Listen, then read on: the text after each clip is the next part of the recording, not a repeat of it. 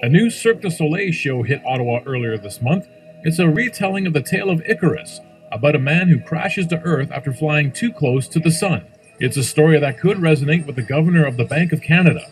Like the Cirque performers, Stephen Poloz is doing his own high-wire act as he tries to keep Canada's once high-flying economy from hitting the ground. That job is getting harder. Slumping energy prices continue to drag on the economy.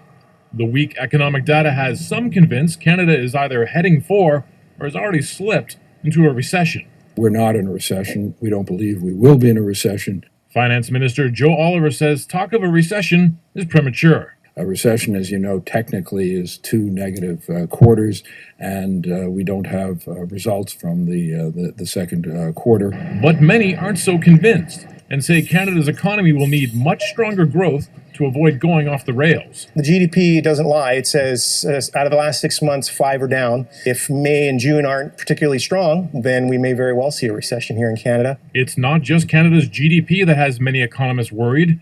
Earlier this month, Canada posted its second largest trade deficit in history, its 8th consecutive decline. The International Monetary Fund slashed its outlook for Canadian economic growth this year to just 1.5%, down from 2.2%. But many dismiss talk of Canadian recession as meaningless. I call this the Great Canadian Non-Recession. Canada's economy is slowing, but most of the economic pain is concentrated in the energy sector. There are bright spots, and the labor market is one of them. Even the most recent employment data came in stronger than expected, and Canadian housing is booming. If these are hallmarks of a recession, then ship it in. I'll take one of those any day. With Canada's economy walking the tightrope, Stephen Poloz has to decide whether cutting already record low interest rates will help or harm the Canadian economy. A rate cut would help drive the Canadian dollar even lower.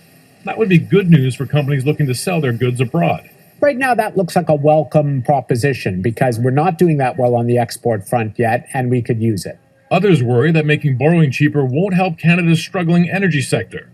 But it could help create a real estate bubble in places like Vancouver and Toronto. We're seeing record sales, close to double-digit growth in home prices in those two cities. That's clearly unsustainable and risking inflating a bubble. Arguably, we've had too much monetary policy, not enough fiscal policy the last few years.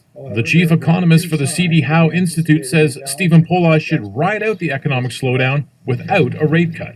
Canadians hoping for more economic stimulus might have to hope that Ottawa chips in, but with an election looming, Stephen Harper is concentrating on tax cuts. But we also believe that governments have to pay down debt and get their balance under control when the economy is growing. So it's really a question of kind of walking the knife's edge right now. Investors will remain on that knife's edge until the upcoming July 15 Bank of Canada meeting.